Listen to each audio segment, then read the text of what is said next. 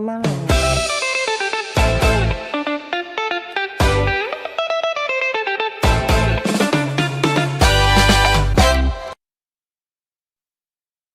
We are about to start. Can they go?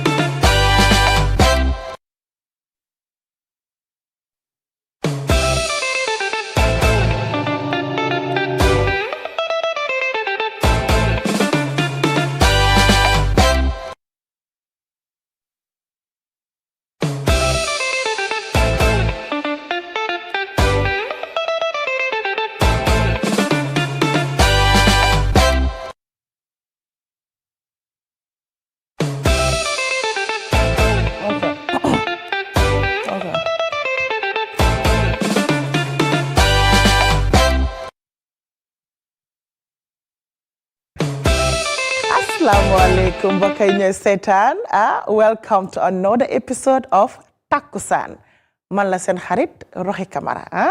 fii si Teledal may ànd ak yéen saa su ne xam naa ne nag nomoon ngeen ma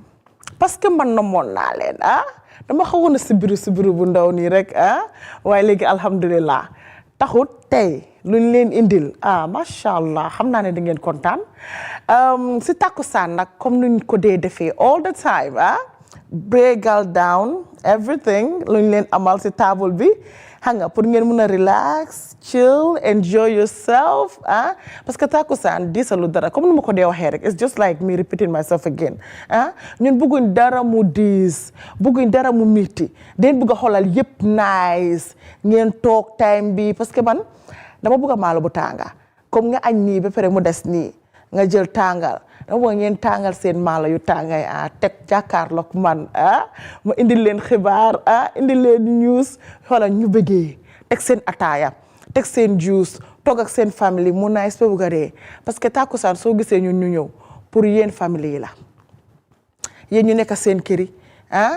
bëgguñ ngeen boot bëgguñ ngeen feel ne ok amuñ lu ñoo seetaan moo tax ñu ñëw fii te man xam ngeen ne comme like su ma ñëwee rek yëpp ay nice léegi si Takusani tey amal neen leen news flash suñ jógee foofu noonu doxantu tuuti dem Gambians abroad ñu jógee foofu noonu dem home stories lana xew si dëkk bi jógee foofu noonu dem last weekend yéen xam ngeen ne man nag boobu mooy suma favorite last weekend parce que ma rumbul maa yi moo ma yëngal neen dem for a short break su ñëwee rek fi gën a nice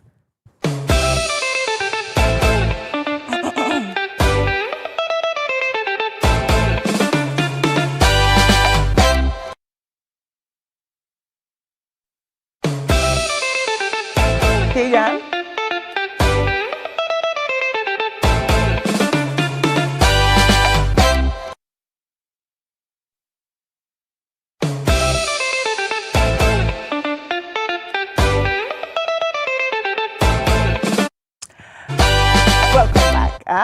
comme nu ma leen koy waxee man bëgguma dara lu metti last time nag ñëw naa di wax mbiri marriage understand nga ne marriage is not by force ma am some men that were attacking me on the comment section but the thing is kenn waxut ne comme bul sëy kenn waxut ne comme bul muñ what I was trying to say moo nekk ne daf ko jarut pour nga reyante si mbiri sëy loolu laa doon wax waaye am na yenn góor ñoo xam ne ñoom the only sunna they know is Islam may na ma mataka be ñeenti jabar but Islam dafa am tam lu mu wax su nekkee ne mun nga koo yore su nekkee ne ding leen emale te yonent bi nag sallallahu alayhi wa sallam du sunna boobu rek la joxe waaye dafa mel ni am na suma yeena mbokki góor yoo xam ne xam nga maa ngi la ñuy raap di moo tax ma ne suma mbokki góor fu bu lee ma mere that's the only sunna they know ñii di ma xas si comment section bi ñii di ma lii ñii di ma lële te man at the end of the day I will just tell you guys the truth take it or leave it take it or leave it because at the end of the day sëy ba dee amul fenn waxuñ ko fenn si alxuraan bi mu ne ko waxuñ ko fenn si alxuraan bi waaw ñaari nit daal su ñooy ànda ñu toog ba keneen ki fii ne munta dem balaa muy toog di njaaloo wala muy def loo xam ne yàlla santaane wu ko foog naa am nga right pour paak sa bagage ka dem boobu daal nekku de only sunna buñ wax waaw du only sunna yéen nag sunna boobu rek ngeen xam am na yeneen sunna yoo xam ne wax leen ko la moo tax boobu rek moo nekk boo xam ne da ngeen ko day ko jox power you give it power without no regrets power ngeen ko jox anyways man daal su nekkee ne am na ñu ma mere baalal leen ma waaye tamit at the same time I go repeat am again because system have to change system bi dafa war a change xale yi ñoo dee gën a sonna si sëy yoo xam ne they are toxic and these are things that society don't talk about because at the end of the day loo wax ñu ne jigéen da nga war a muñ jigéen da nga war a muñ sëy ñaar la yàlla xoolal sëy du jigéen rek jigéen ak góor yëpp la yàlla santaane pour ñu sëy but there are certain people seen mindset moo nekk ne jigéen bi moom rek a war a sëy wala jigéen bi moom rek a war a def certain stuff yonent bi sallallahu alayhi wa sallam daf daan foy ak njabootami daf daan caaxaan ak ñoom jabaram mi xam nga di riite wanteeg ñoom waaye fii tey kër boo dem moo tax our generation 80% of us we don't know what love is or lan mooy relationship because at the end of the day di nga gis ne ku nekk si relationship mu nekk xale so lu mooy gis comme papaam di ko def si kër bi wala yaayam ak papaam nu ñooy dundee si biir kër bi moom loolu la mooy fiin ne loolu mooy love wan leen seen doomi love wan leen seen doomi tamit góor tamit you can be soft you know you can be soft as well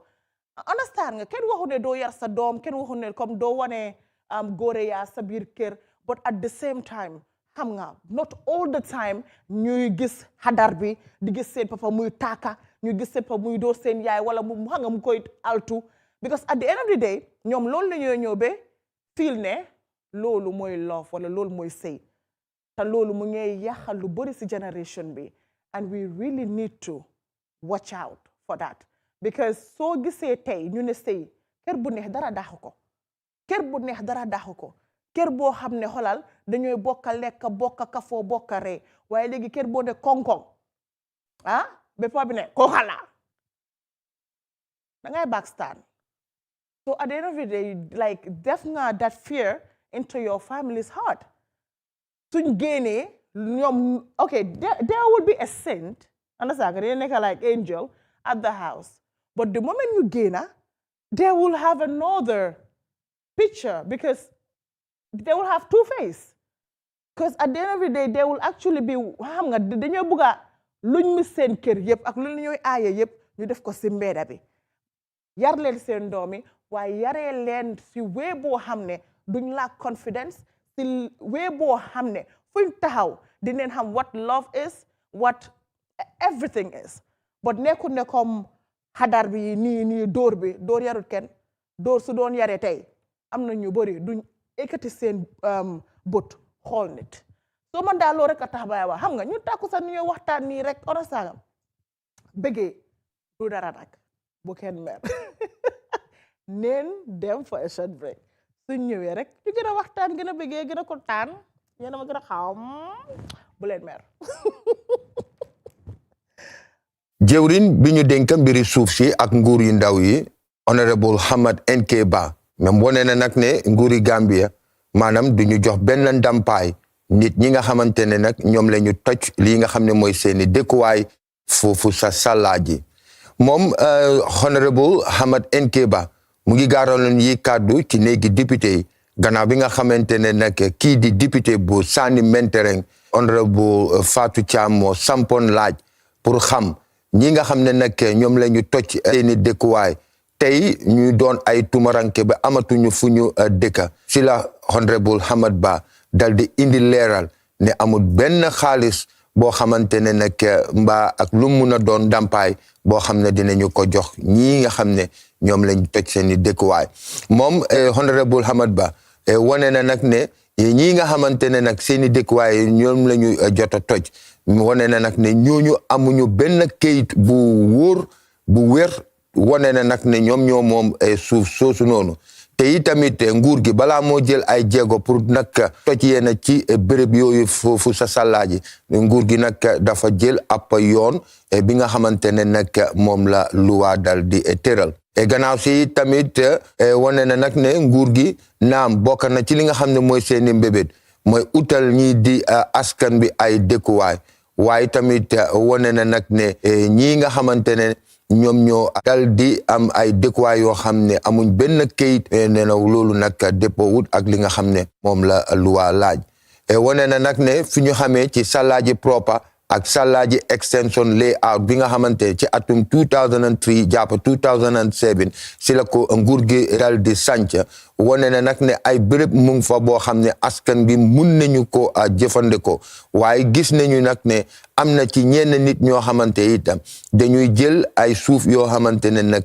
waruñu ko te moomuñu ko te itamit gannaaw buñ leen dànkaafoo yi tamit sax loolu terewul leen pour ñu dal di tabax ci béréb yooyu noonu surtout nag ci dànkaafu bi nga xam ne mu ngi bàyyi ko ci département bu physical planning and housing ñu jàll ci Independent Electoral Commission IEC mooy bunte bi nga xam ne ñoom ñoo ay taxawu lépp luy sànni carte ci biir réew mi wane nañ ne nag dina am by election foofu ca Brikama ak Mansakonko administrative area foo xamante ne nag am na ñaari ward yoo xamante ne nag yooyu la ñuy defal lii di by election lii dina xew samedi fukki fan ci weeri January 2026 wane na nag ne woot yi ñooy Bantanjang nekk ca Brikama Area Council ak Kayaaf nekk ca suufi Mansakonko Area Council IEC wane nañ ne nag ñoom pare nañu pour nag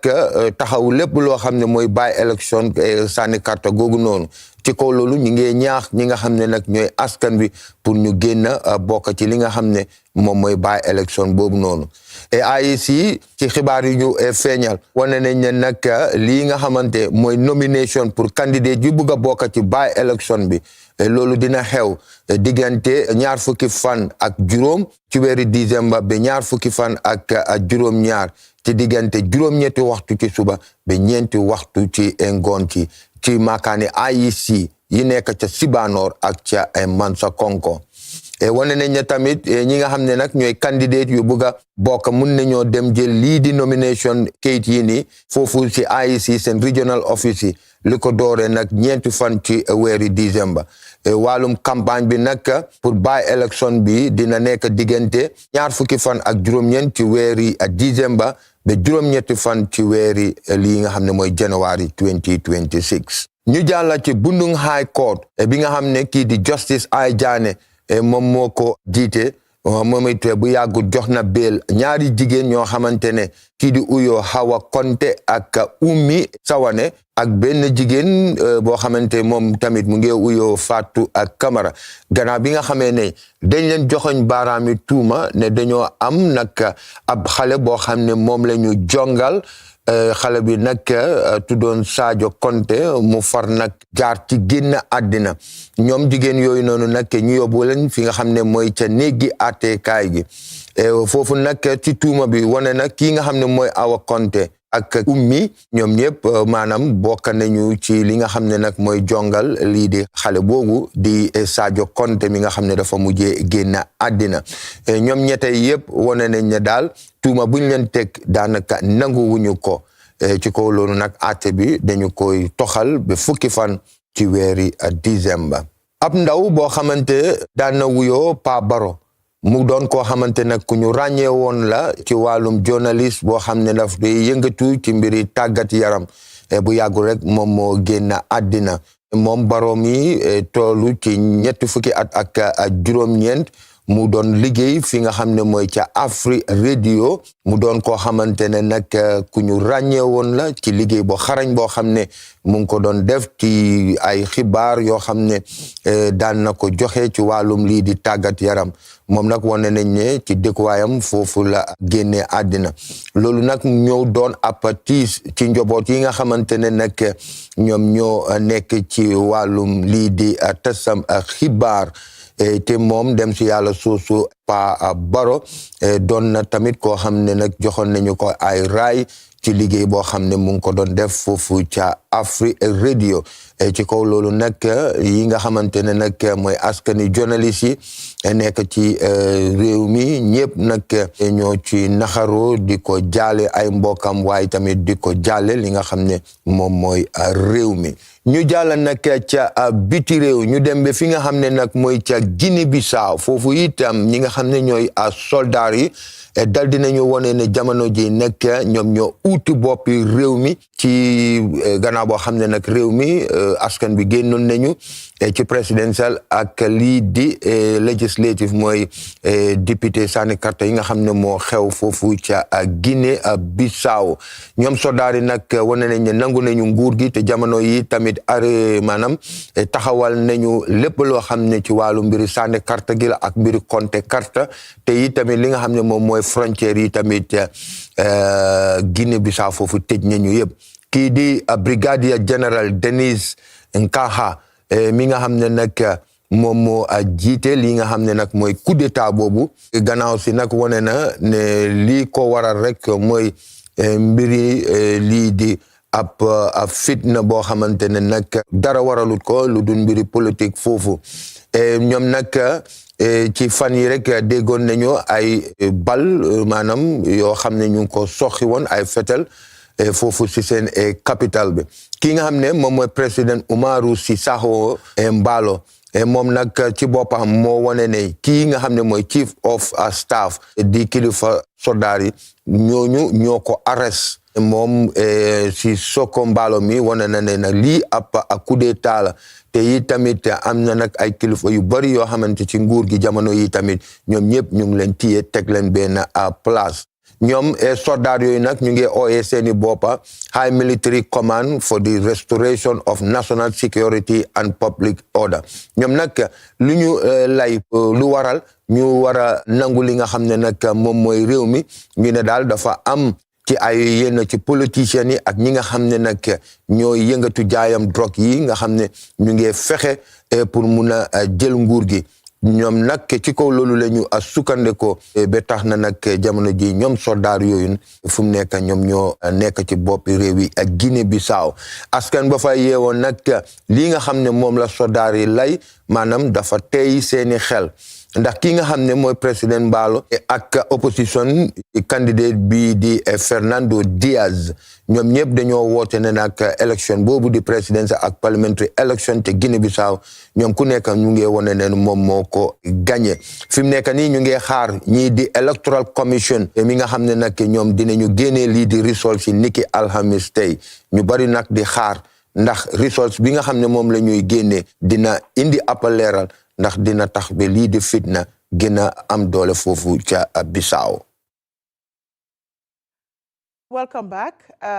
Suñ jógee déglu news boobu noonu. There are few things yu ma bëgg a wax. First moo nekk yal na yàlla xaral àjjana Pa Baro moomu noonu di jaale mbokkami di jaale Africell yal na suuf sedda si kawam si darajaay Mohammed si barkenti yàlla yëpp. suñ jógee foofu noonu nag bëgg naa tamit ñu wax si mbiri FGM because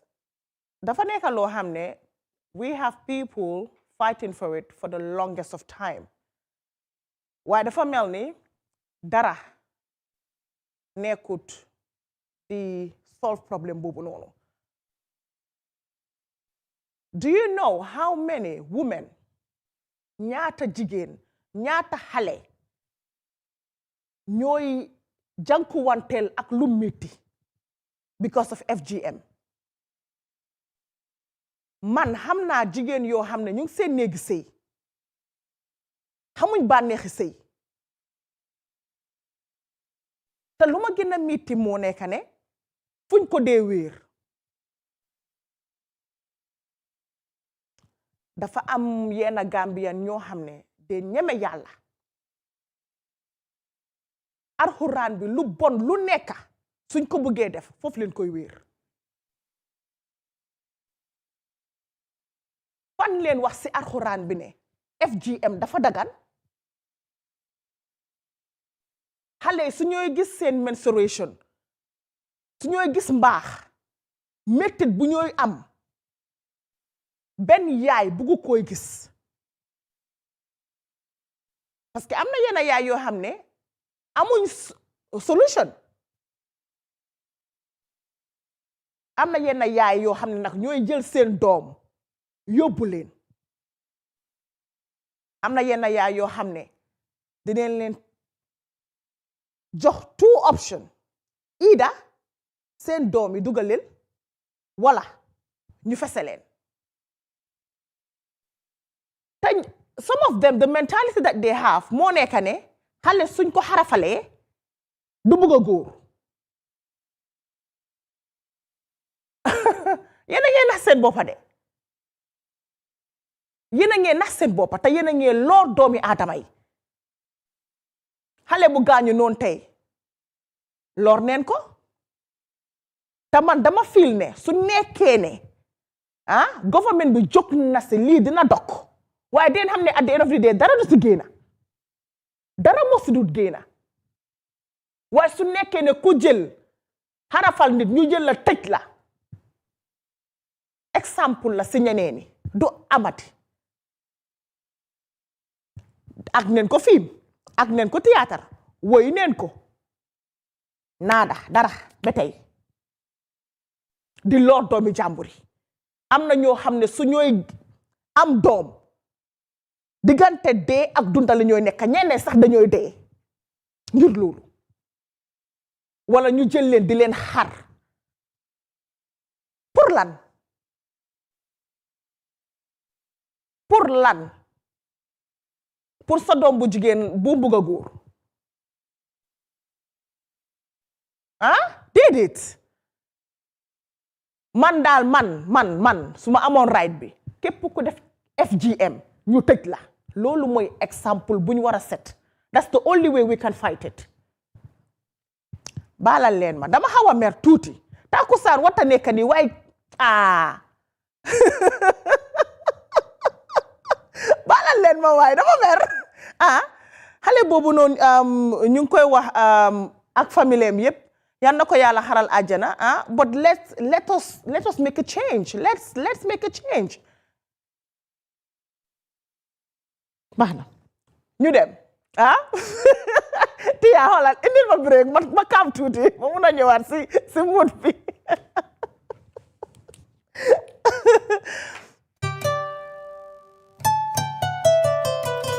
The name of it is the Gambia Academy. This is something that I initiated 10 years ago this year with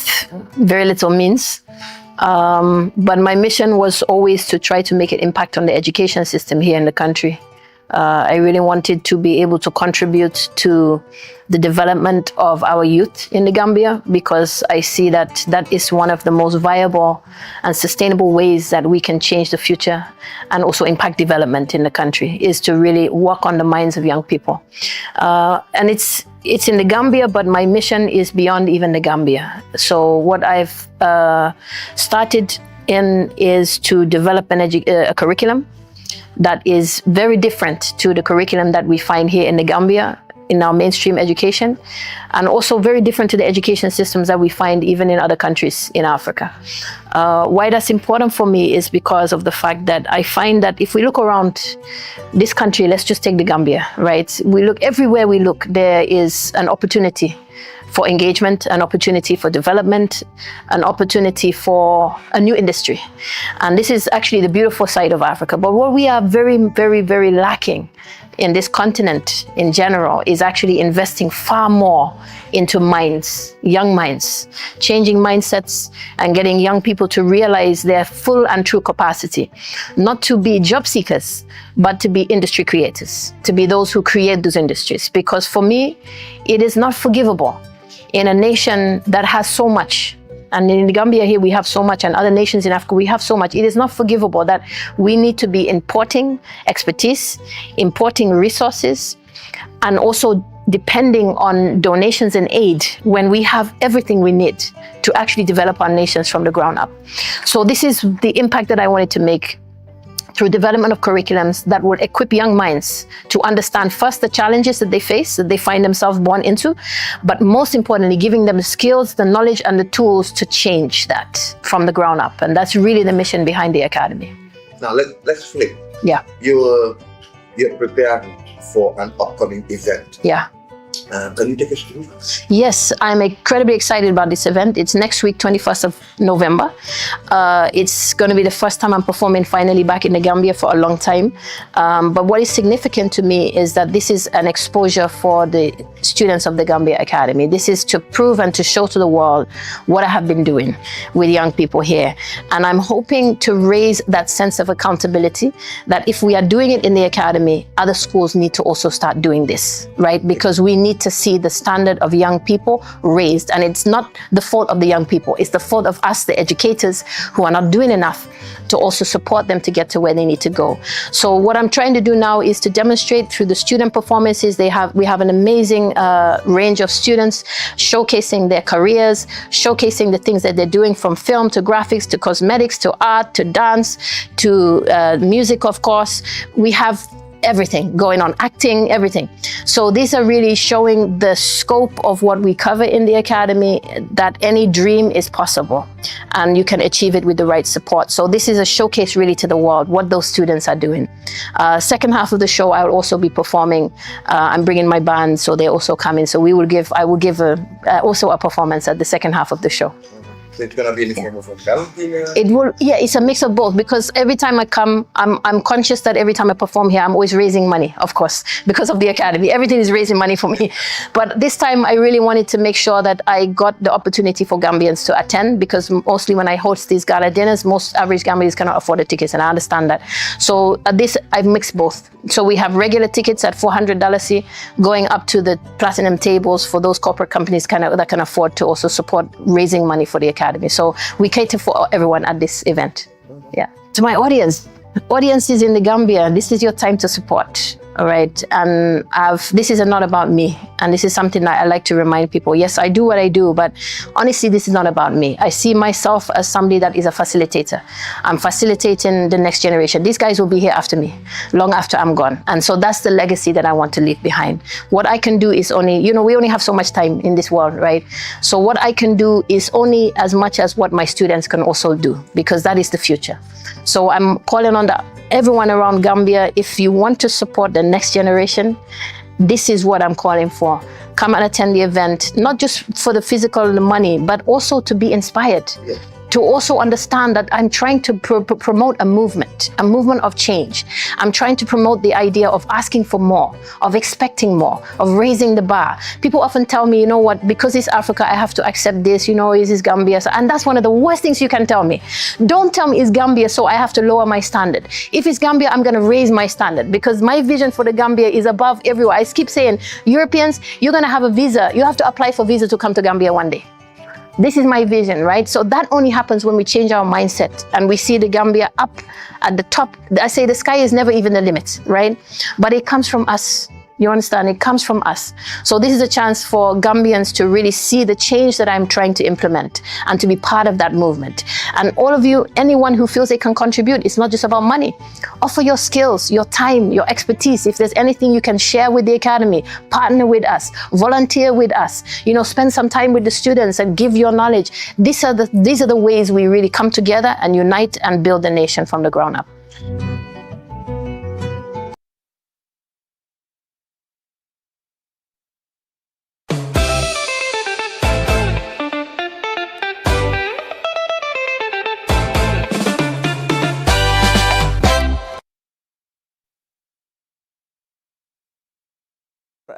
Sona Jobaate suñ daanaan boobu noonu koo xam ne fu mu dem rek dafay represent Gambia wherever she is mu am show boo xam ne pour youth si la parce que wax na important topic boo xam ne we the elders have to actually look forward to it because tey xale yi ñooy suñ ëllëg they are the future so da ngay gis ne talent bu am Gambia amul fen waxoon naa ko fi te dama koy waxaat talent bu am Gambia amul fen understand nga so encourage leen seen doom yi encourage leen seen doom yu góor ak doom yu jigéen yi moo gën ñuy idol di def loo xam ne war nañ koy def di dem di xam nga taxawaaloo ko yooyu noonu ba pare tamit dafa mel ni académique bi moom rek moo nekk di finance yëpp soo génn si leen xam nga support leen ko fii ak fële ba pare tam soyam boobu noonu tamit ngeen jàppasi bu baax parce que lépp lu mooy def pour Gambia la te Gambia kenn ku support pour fii rek yaa ngi support pour sa future tamit te su passé foofu noonu ñu doxantu tuuti dem déglu interview boobu noonu buñ am ak Miss Gambia. Roy Cham doon na soxna bu ñu ràññee fii ci réewi Gambia niki daaw 2024 Miss Gambia moom lañ taanoon ci jigéen ñu gënoon a rafet te am xam-xam lool teral na réewi Gambia ci Nigeria ak China ren. Roy Cham ndaw la bu jógee Banjul born and raised in Banjul but léegi moom Abukoladika and pageant queen la currently Miss Gambia. maa ngi doon study journalism divergent dama daw seen course bi and dam dey play basketball so dam dey def a lot of activities yoo xam ne si arts and culture la nekk. On a normal day when I come to work from 9 to 5 after work I go straight to the court to train and I go home like around 9 to 10 p.m. that's like from Monday to Friday. And you wake up early to come to work. Yeah. So the weekends, most of the times I have events. It's either I have a pageant to judge or just to go watch, or I have an event to host, or something else. You know, I'm always looking for money. That's the problem. On a normal day, when I come to work from 9 to 5, after work I go straight to the court to train, and I go home like around 9 to 10 p.m. That's like from Monday to Friday. And you wake up early to come to work. Yeah. So the weekends, most of the times I have events. It's either I have a pageant to judge or just to go watch, or I have an event to host, or something else. You know, I'm always looking for money. That's the problem. My plans, there are a lot. I'm planning of launching a brand. Okay. A very beautiful brand, very unique one next year, early next year, before Ramadan actually, inshallah. Saya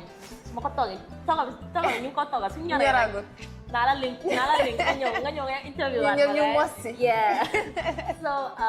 I'm trying to launch my brand next year. I'm planning on going for another pageant next year because right now I need to launch my project also. So I'm planning launching my brand, my project as Miss Gambia, and what else did I say?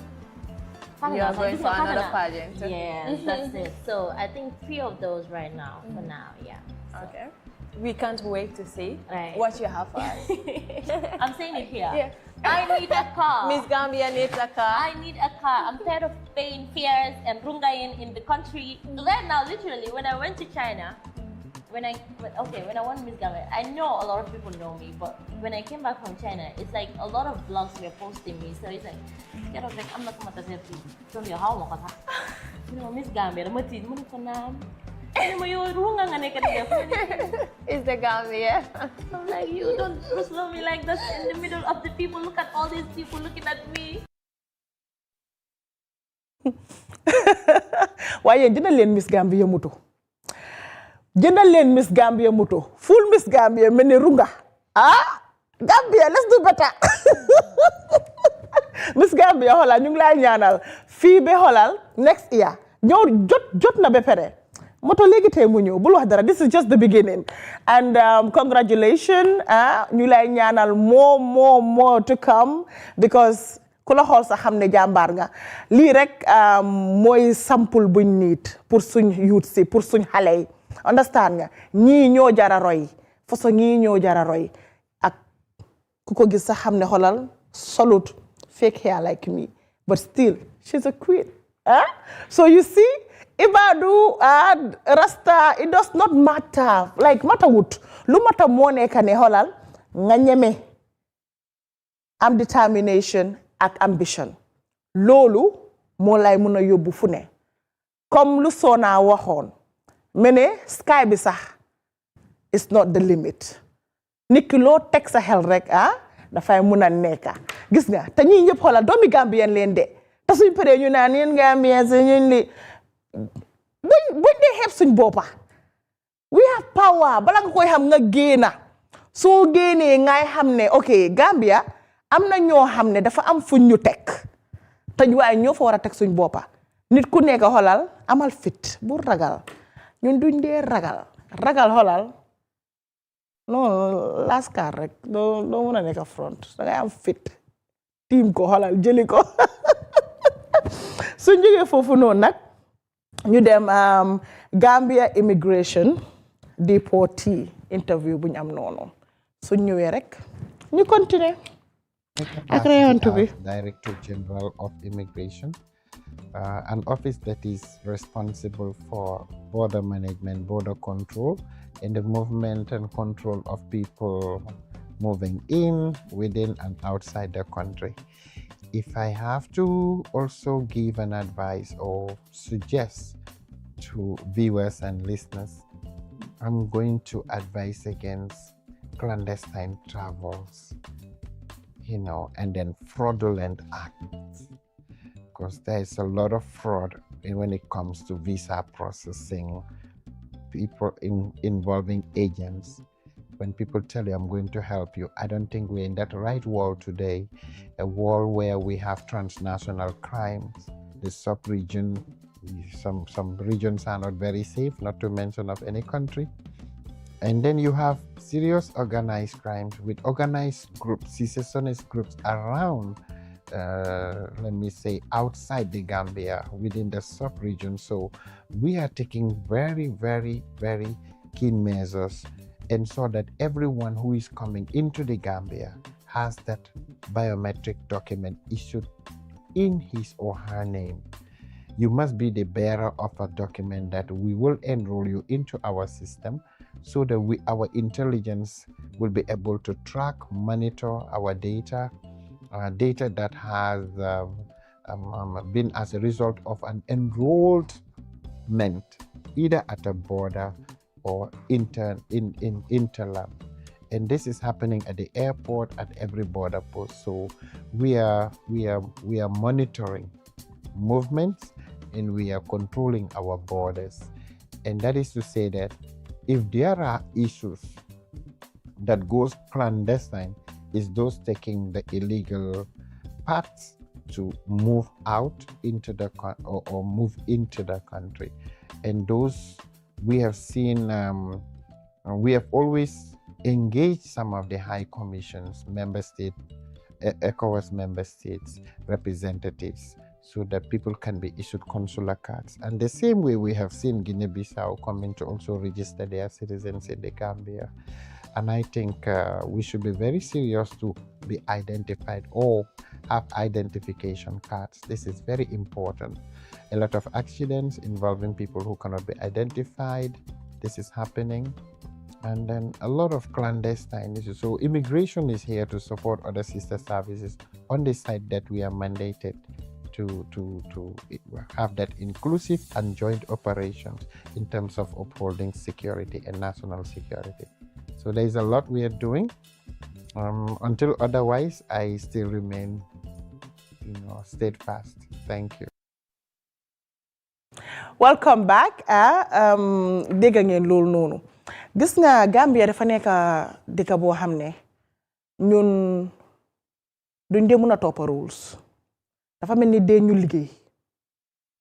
Da nga gis Gambien boo xam ne dafay dox without ID card. Immigration yi taxawal ko wala police yi taxawal ko. Xanaa man su ma xoolee sax di nga xam ne man Gambien laa. Do they write it on your face? Ndax de ko bira sa kanam bi. duñ follow rules waaye suñ nekkee si jafe-jafe we expect the police and all these people to help us te Gambia fu mu nekk nii dafa bëri foreigners nañ ko wax te dee lu bëree ngee xew yàlla traité ko dara jot la tey si mbedda bi ñu ñëw kii kan la kenn xamut waaye su nekkee ni you're working with your ID card people will know ne kii diw la ba pare tam ñu wax tam si mbiri foreigner yi tamit war neen siy jóg gars yi war nañ ñuy help si foreigner si because ñu ngee def loo xam ne no one is talking about it gis ma benn media bu ko nekk di wax right now we are not safe in our own country last time maa ngi dugg TikTok maa ngi gis benn jigéen boo xam ne daf doon explain ni ñu ko doon plané pour rob ko ba benn boy moo ko safe si kéeke yi yéen jël kati kéeke yi kuy jël kéeke jëlaat kéeke ba ceek soo yu xoo niti dégg la waaye nga bëgg a jël kéeke guddi town trip mu lay dugg si ruxa-ruxay oro tuute I don't say my own oro tuut ba pare tamit jàppale leen ñu si police yi jàppale leen ñu si because kéeke nga gis gars yi nii ñu innocent face they are not innocent no some of them they are not innocent some of them they are very innocent they're only doing the needful job you understand nga but some are criminals ñu ngee reye ñu ngee rob ñu ngee def lu nekka boobu tam neen si wax tuuti te tamit yéen youth si yéen a tax ñooñu ñëw jël suñ dëkkam yëpp take over because bëggu la ñoo liggéey ku nekk xeeb na bëgguloo nekk kéeke driver nga roba sa chepe bi mu naan suma boyfriend moo nekk nii so you don't want foreigners si ñëw neen they don't take over they don't jam us man moom dina ma dóor man moom xam naa one day takkusaan mooy tax ñu dóor ma si mbedda bi voilà damay wax rek loo xam ne moo nekk di am luy am rek loolu laay wax lépp lu may wax nii yëpp a nekk di am suñ yuut si try leen bu leen dee xeeb bàyyi leen campé si mbedda yi wala di xeeb liggéey boo jël yow suba ba ngoon ñu lay fay like benn $100 sax xam nga si moon bi loolu ñaata la si at bi multiply ko foofu la ñu dee gaay di winee because ñoom du ñooy xeeb dara dem tekki seen dëkka yow nga toog fii nit ñëw fii sa biir dëkka tekkee fi rombala ne dem nga toog naan kii lii scama scamu de dafa am jom buga tekki nee leen tekki fii wax nañ ko besoon nee leen fi tekkee bàyyi leen xeeba bi bu leen dee xeeb government nguur xanaa nag fii léegi da ngay gis koo xam ne eewu na suba sax amul mbuuru bu mu lekkee sax government bi nothing is for free soo demee Europe America foo munti dem you will walk like a donkey because ñooñu day am seen rules so yow dëkk jàmbur di nga nekk nit waaye sa dëkk no you're waiting for the government to feed you sit there balaa ngay xool left right you are 50 sa morom mi raw neen la nga toog di jooy naa bilaay booy bi mu ngi dawat Mazda di yooyu mu ngi dawat BMW di man xam moom ñoo ko school boy stories kooku noonu bu mu doon xëy fajar di jóg di lijanti yaa ngi xaandoor wala di xaar sa yaay wala sa papa wala sa oncle wala sa broda boo xam ne moom xosul na ba dem pour mu yónnee la ndéewo aca rek di ngeen waxati naa wax bi yëpp suma waay ngeen dama leen ñu advice nii rek even me I need advice myself xoolal ñu move si next segment bi because lii yëpp takkusaan rek la bëggee waxtaan rek it's family thing we are family so next one bu ñëwee am mooy suma favorites you guys know my favorites last weekend lu xewoon last weekend ñama things si ba pare December bu mu ngee ñëw yéen nag suma maasi duñ faale suñ doom yi de ñun suñ cil rek la ñooy faale xale yi tamit they have to enjoy themselves de war a enjoy seen boppa ñoom tamit so try leen comme ay buuba zone ak yooyu noonu xam nga yóbbu leen ñu ko am ñu ko amu tamit I think people have to create more playgrounds for the kids so that ñoom tamit xam nga instead of ñuy taxawaalu si petrol station yi di def loo xam ne waruñ koy def December leen wax contrôle leen seen doom yi spend ak ñoom time génne leen ñu amut kobo it's not by force you can still create something that does not require a much so yeah suñ jógee foofu noonu rek ñu dem si last weekend lan leen amal soo naa jubaata suñ ñëwee rek ñu xam nga gën a ñama yéen a gën a xam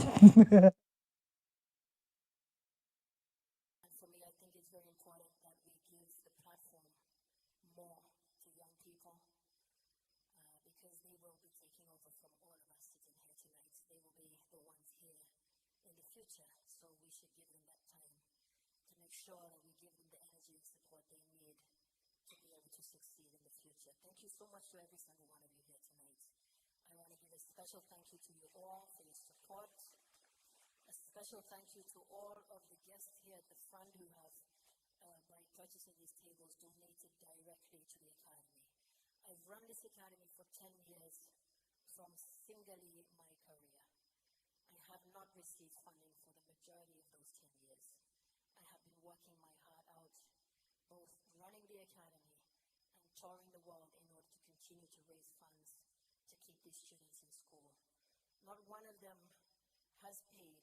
a single dynasty for 10 years to attend this Academy. And that is something I will continue to do so long as I'm blessed with life and I'm able to keep breathing and walking and, of course, most importantly, talking. So thank you once again, Gambia. Thank you so much to my beautiful family who's over here on the table. I would like to give some love to the Jobate family. Of course, it's a hereditary tradition. So without my family here and those who have supported me, and most importantly, I'm looking at my uncles there, those of you who have known me from before I am who I am today, and you're still here now, I want to appreciate you, especially for that. So thank you so much.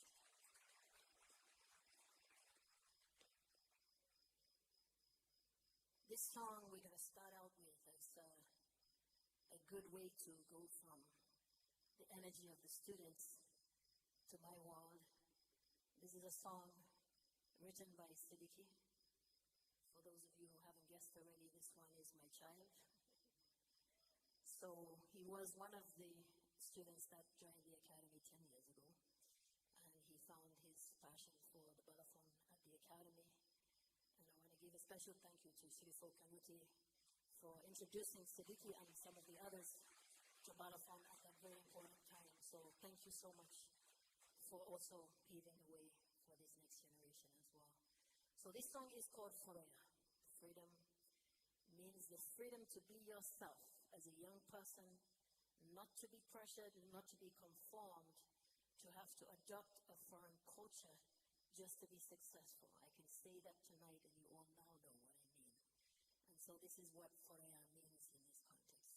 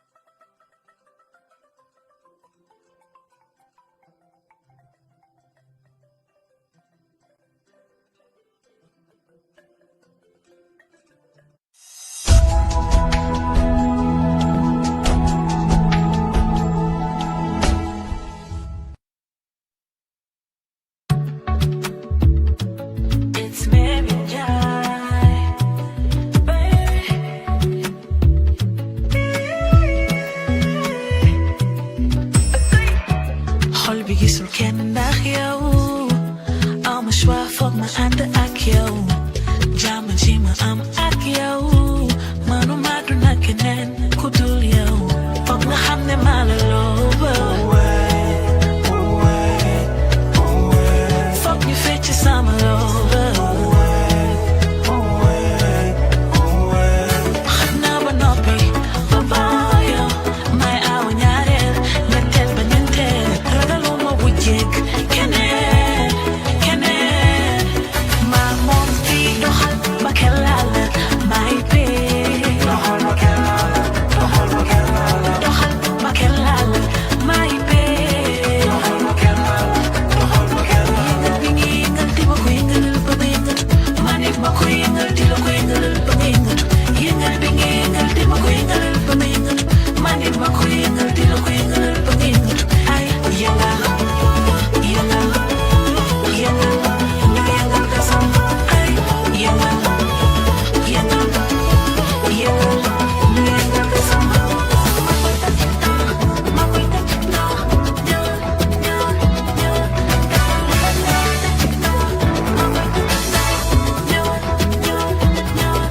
The only doctor be back to my favorite home. For big hero, channel number 9 fade down. Fuck the honey malaloba. Oh, baby. Fuck you fake to summer lover. Xana ba noppi ba baayo may aw ñaareel ñetteel ba ñeenteel ragaluma wujjeek keneen keneen maa moom fii doxal ba kellal may pee doxal ba kellal doxal ba kellal doxal ba kellal may pee doxal ba kellal doxal ba kellal yëngal bi ngi yëngal di ma ko yëngalal ba ma yëngatu ma nit ma ko yëngal di la ko yëngalal ba nga yëngatu yëngal bi ngi yëngal di ma ko yëngalal ba ma yëngatu ma nit ma ko yëngal di la ko yëngalal ba nga yëngatu ay yëngal yëngal yëngal ñu yëngal kasam ay yëngal yëngal yëngal ñu yëngal kasam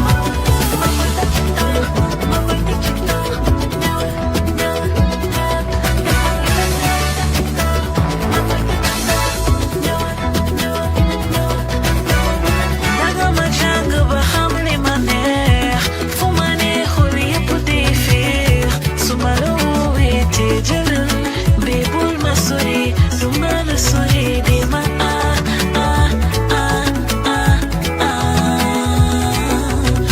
le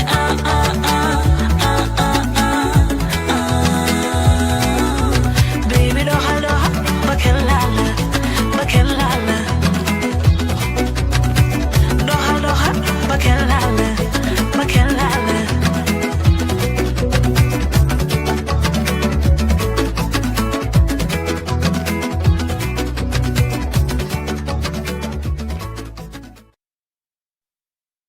waaye Marine Jaay toj na fi waay ah su fi leen tëjee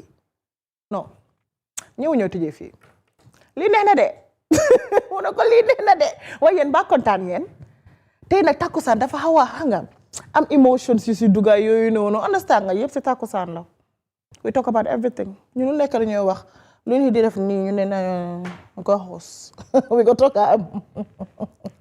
because waxtaan la it's just like you know you guys are my family small family ngeen so anything I feel like is burning me I will come here and talk about it with you because I know you will support me so waaye ngeen waaye soo leen kontaanee rek man kontaan naa parce que takkusaan nii rek la every day ak lu ees every day if you guys expect us from here we are coming from there ñun you cannot predict us waaye kontaan naa di xolal nuyu suma yaay di Jenaba Jeng ak suma mag boobu noonu suñ taaw bi taaw boo xam ne aji faatu mbuub xolam mbaa set kooku lu ma koy ñaanal mooy gudda fan ak wér gu yaram yow maa ngi ñaanal ñëpp ñu am taaw bu mel ni yow sa xol set na baax nga non yow si kaw si kanam rek yal na la yàlla lafal cat may la gudda fan ak wér gu yaram Mbuuba Jëli I love you so much man caat man yow laa tippoo man yow laa bugga fii laa la teg but guys kontaan naa te xam naa ne tam yéen tam kontaan ngeen every time toog leen teg leen seen sanga snacks waaye nag dama bugga comme nga snacks yi nay tetegu you guys have to promise me snacks yi dafa war a nekka Takusaan without snacks du neex de ak maal bu tànga yooyu noonu all the small things. I want it there. Promise. See you next time on another episode of Takusan. Bye-bye.